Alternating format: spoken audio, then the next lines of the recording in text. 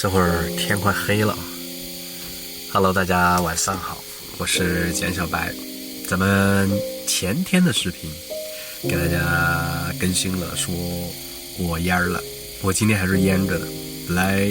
更新视频的那天晚上，我那个是及时拍的，是当天晚上拍的，当天发的。我想的是第二天来这个县里面检查，然后没想到第二天起来天气非常的好，然后呢我又不想错过那么好的天气，因为我一直在等一个好的天气拍那个村子，拍一些很好的画面出来，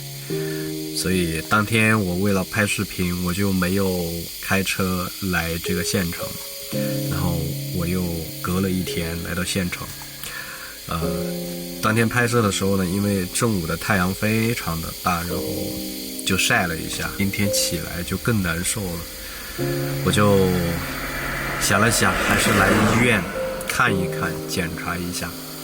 我本来第一天到平福村的时候我就休整了一天嘛，然后第二天去拍摄，在这个过程当中啊，我去给人干农活。其实这个细节我不能透露的，相当于是剧透了，你们到时候就没有猎奇感了。然后呢，我就去干农活，干完回来，第二天起来，然后我就感觉我就不行了，蔫了。我一直以为我是干农活累了，身上痛，但是我后来仔细想了想，我是屁股也痛啊，我可能是感冒了，我以为是普通感冒，然后又拖了一天没来，直到第三天我起来，我是真的顶不住了，我就说我就拍了个视频嘛，前天的视频，我就说我要不去县城里面检查一下，就给大家说说情况，我的进度，免得大家担心嘛。然后当天拍完之后，我又是饿着肚子拍的，在村里面没吃饭嘛，就为了抓紧把这个视频赶紧拍完。拍完当天晚上我就开车来到县城里面。来到县城里面，本以为可以去给安妮波妞洗个澡，但是晚上时间那个老板说洗不了，我就只好第二天起来一早带安妮波妞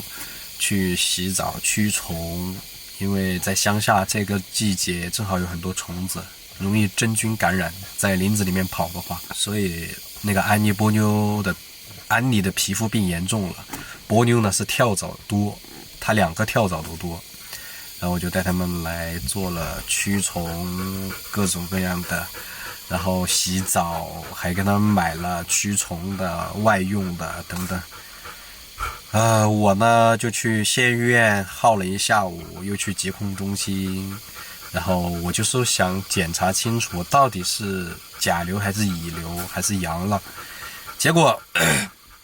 我就在这个甲流乙流上这件事情很执着，我一开始去他们又没跟我说甲流乙流不能检查，他们就检查了一个抽血化验，结果抽血化验出来说我这个是病毒性感冒引起的，我就问他我这个是甲流还是乙流啊？他说我们这儿检查不了，你去疾控中心看一看。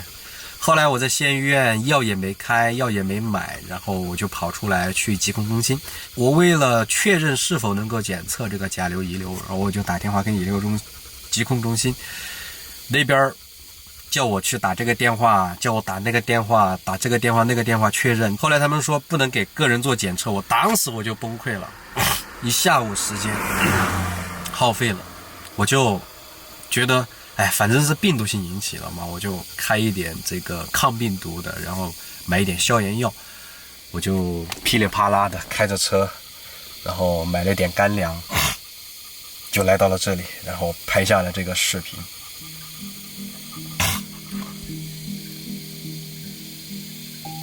你还别说，这个治疗的声音还有点疗伤的效果。就虽然他们有时候很吵，但是在这种山咔咔里面听到他们的声音，觉得没有那么的孤寂。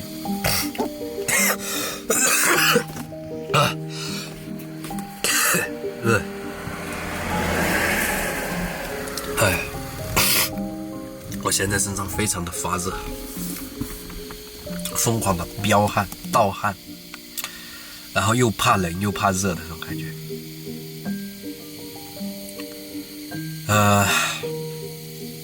在这里我想说几句话，就是很多朋友可能觉得这个流感病毒没什么，但其实我是有这个支气管炎疾病史的，我只要病毒性感冒就一定会引起我的这个呼吸道疾病，引起这个炎症、支气管炎。因为我自己是什么病我最清楚了，就咳嗽的感觉肺管子都要咳破的那种。所以大家一定要就是要重视这个问题，就是有炎症尽早消炎，然后治疗好。这个呼吸道疾病其实治起来不那么容易治的，很难好。我之前得这个支气管炎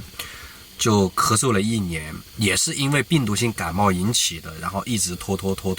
就吃普通感冒药一直治不好，后来吃那个抗病毒颗粒才慢慢的把它给治好的，就是要对症下药。